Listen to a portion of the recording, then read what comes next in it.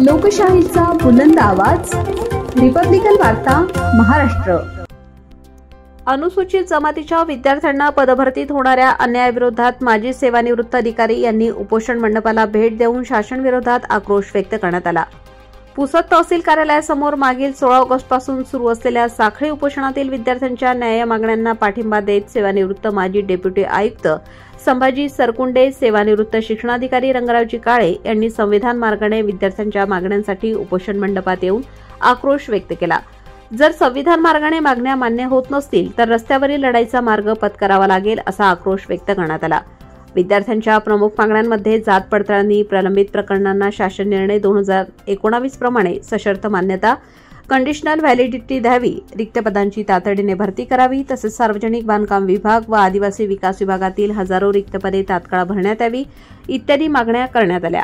अनुसूचित जमातीच्या विद्यार्थ्यांचे प्रश्न दीर्घकाळ प्रलंबित असून प्रशासनाने या मागण्यांवर तातडीने सकारात्मक तोडगा काढावा, अन्यथा विद्यार्थी, विविध संघटनेचे पदाधिकारी, समाज बांधव व माजी अधिकारी यांचा रोष अधिक वाढेल असा इशाराही या प्रसंगी देण्यात आला।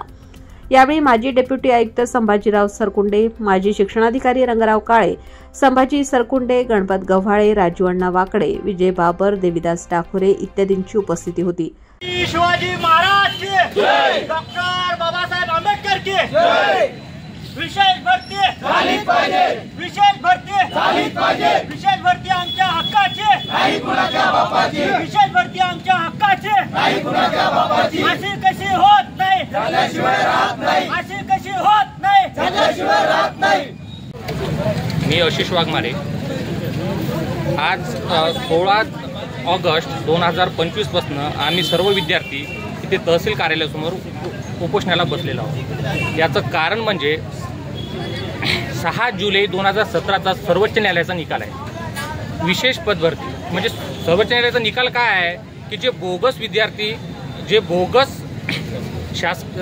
बोगस विद्यार्थी आहेत, बोगस कर्मचारी आहेत, ते आमच्या आदिवासी समाजाच्या व्हॅलिडिटीवर बोगस प्रमाणपत्र घेऊन ते शासनात रुजू झालेले आहेत। सर्वोच्च न्यायालयाला देऊन सुद्धा हे सरकार आमची दखल घेत नाही आणि कोल्हापूरचा नांदी हत्ती मागे नेला होता आणि हे सरकारनं सांगितलं की हे निकाल न्यायालयाचा आहे, याच्यातनी आपण काही हस्तक्षेप करू शकत नाही।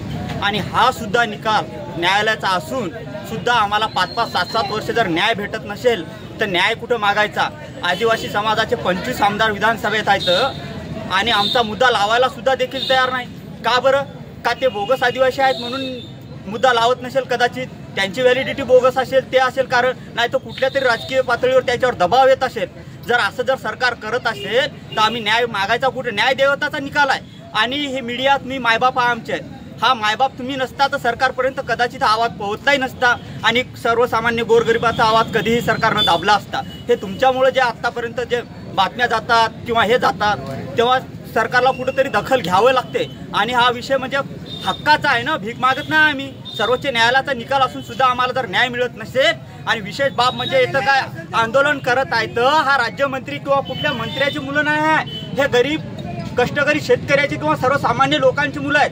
आज 7-5-4 दिवस जर आंदोलन करायचं वेळ येत असेल आमच्यावर आणि दखल घेत नसेल तर या सरकारचा निषेध आहे आणि ही दखल घ्यावंच लागेल कारण संविधान मार्गाने हा मोर्चा चालत आहे। याचा अर्थ नाही ना आम्ही सरकारच्या विरोधात गलत आश्वासन देत आहे किंवा कुठली फसवणूक करत आहे, सत्याचीच बाजू मांडतोय ना, सत्याची बाजू आहे आमची।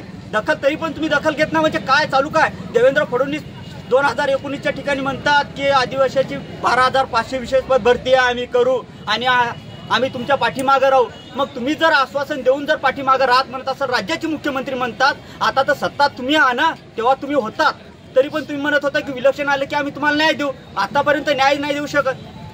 लोकशाही आहे आणि भारतीय संविधानाने प्रत्येक व्यक्तीला, प्रत्येक समाजाला हक्क अधिकार दिलेले आहेत आणि आदिवासी समाजाला भारतीय संविधानाने विशेष अधिकार दिलेले आहेत।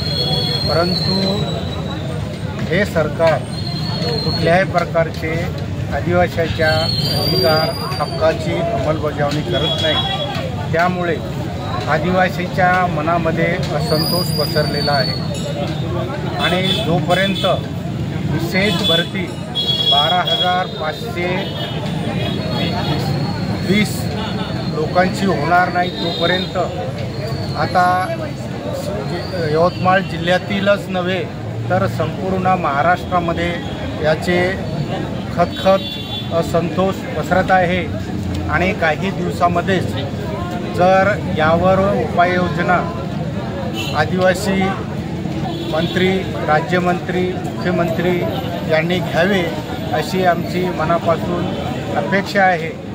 आणि जोपर्यंत जर यावर त्यांनी कुठल्याही प्रकारचा सकारात्मक दृष्टिकोनातून निर्णय नाही घेतला तर आम्हाला यावर उपाययोजना म्हणून मंत्रालयापर्यंत पोहोचावं लागेल आणि त्या ठिकाणी आम्ही चक्काजाम आंदोलन करणार आहोत। मुख्यमंत्री साहेबांची भेट घेणार आहोत आणि आमच्यावर कशा प्रकारचा अन्याय होतो याबाबतचं निवेदन माननीय मुख्यमंत्री साहेब यांना देणार आहोत। तरी या ठिकाणी आमची अशी एक विनंती आहे की संबंधित खात्याच्या मंत्र्यांनी लवकरात लवकर निर्णय घ्यावेत आणि जे काही आदिवासी समाजाचे प्रश्न आहेत ते त्वरित सोडवावे अशी या ठिकाणी आमची अपेक्षा आहे। साहेब, आपण शिक्षण अधिकारी म्हणून सेवानिवृत्त झालेला आहात, आपल्याला त्याचा दांडगा अनुभव आहे, परंतु कालच्या आपल्या उपोषणाच्या अनुषंगाने या ठिकाणी राज्याचे आदिवासी मंत्री, राज्यमंत्री या ठिकाणी एका सांस्कृतिक कार्यक्रमाच्या निमित्ताने आले होते, परंतु या उपोषणाकडे त्यांनी डुंकूनही पाहिलं नाही। याकडे आपण कसं बघता? तर हे एक म्हणजे सर्व अर्थाने अतिशय खेदाची बाब आहे अशी वाटते आणि अशा पद्धतीनं जर जाणीवपूर्वक आदिवासीच समाजाचे मंत्री आदिवासी समाजाकडे किंवा ज्याकडे लक्ष देणं गरजेचं आहे, ज्याच्याकडे आपल्याकडे जबाबदारी आहे त्या मंत्र्याने याबाबतच लवकर निर्णय घेणं गरजेचं आहे असं वाटतं आणि तो त्यांनी घेतला पाहिजे। रिपब्लिकन वार्ता न्यूज महाराष्ट्रासाठी Vidarbha उपसंपादक Rajesh Dhole, Yavatmal. Subscribe now and press the bell icon. Never miss an update.